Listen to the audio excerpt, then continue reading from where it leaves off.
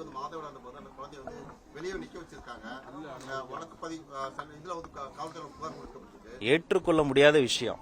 மாதவிடாய்னா என்ன, இது வந்து தீண்டத்தகாததா? அது வந்து ஒரு தாயினுடைய கருவறையில் இருந்து வரக்கூடியது. அப்படிப்பட்ட மாதவிடாயிலிருந்து தான் ராஜ்மோகன் பிறந்திருக்கிற அமைச்சராக இருக்கிறேன். இதை போன்ற பிற்போக்குத்தனமான விஷயங்களுக்கெல்லாம் நம்ம வந்து ஏற்றுக்கொள்ளவே முடியாது.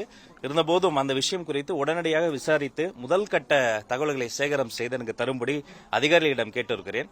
அதனால தமிழ்நாடு முழுக்க இருக்கக்கூடிய அரசு மற்றும் தனியார் பள்ளி நிறுவனங்கள்ல எந்த இடத்திலையும் எங்களுடைய மாணவிகளுக்கு இந்த மாதவிடாய் சார்ந்து இதை போன்ற நேரடியாகவோ மறைமுகமாகவோ எந்த அழுத்தங்களும் தரக்கூடாது என்பதையும் கேட்டுக்கொள்கிறேன். அவர்களுக்கு சேஃபான, அவர்களுக்கு ஒரு ஒரு கம்ஃபர்டான என்விரான்மெண்ட்டை உருவாக்க வேண்டும் என்று நம்முடைய கல்வி நிறுவனங்களில் வேலை செய்து கொண்டிருக்கிற ஆசிரியர் பெருமக்களையும் நான் கேட்டுக்கொள்கிறேன்.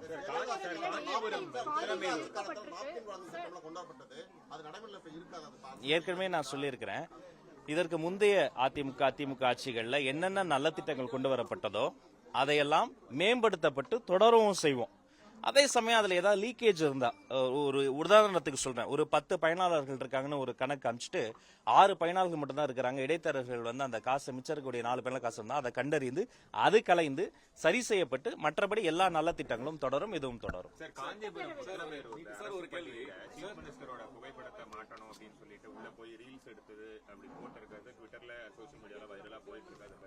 சகல கட்சி நண்பர்களுக்கும் தோழர்களுக்கும் ஒன்று சொல்லிக்கிறேன்.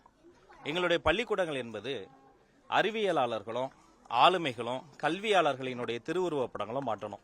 ஐயா அப்துல் கலாம் படத்தையும் அங்க நம்முடைய மண்ணின் மைந்தர்களாக இருக்கக்கூடிய இஸ்ரோ சிவன், மயில்சாமி அண்ணாதுரை அதை போன்றவர்களினுடைய படத்தை மாட்டினால் உள்ளபடியே மாண்புமிகு தமிழ்நாடு முதல்வர் அப்போதுதான் மகிழ்வார்.